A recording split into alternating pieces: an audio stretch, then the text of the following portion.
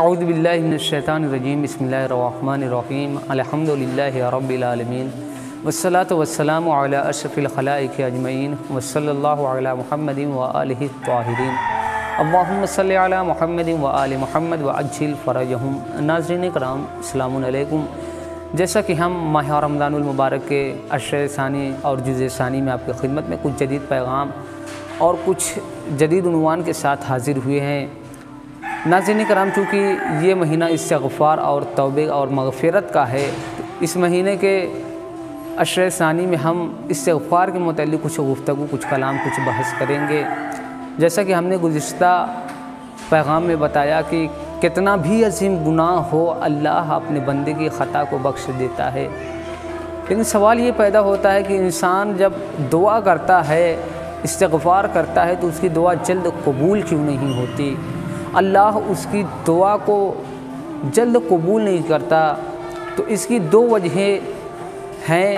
سب سے پہلے کہ انسان کے وہ گناہ جو اللہ کی بارگاہ میں اس کی دعا کو پہنچنے سے روک دیتے ہیں، جیسا کہ مولا کائنات ارشاد فرماتے ہیں، اللہم اغفر لی الذنوب التی تحبس الدعاء، اے میرے معبود میرے ان گناہوں کو بخش دے، ان گناہوں کی مغفرت فرما جو دعاؤں کو تیری بارگاہ میں پہنچنے سے روکتے ہیں۔ اور دوسری وجہ یہ ہو سکتی ہے کہ انسان اللہ کے نزدیک زیادہ دل عزیز ہو۔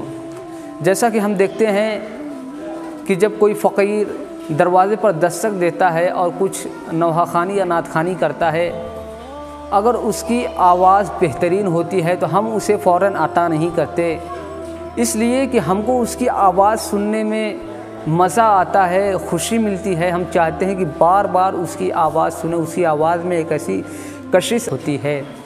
اسی طریقے سے بندہ بھی جب اللہ کی بارگاہ میں دعا کرتا ہے تو کچھ اس طریقے کی مائلیت اور جاذبیت ہوتی ہے کہ اللہ اس بندے کی آواز کو بارہا سننا چاہتا ہے۔ اسی لیے جب اللہ کی بارگاہ میں کوئی ناشکرہ اور ذلیل بندہ جاتا ہے تو اللہ اسے فوراً نواز دیتا ہے، عطا کر دیتا ہے اور کہتا ہے نکل جا میری بارگاہ سے۔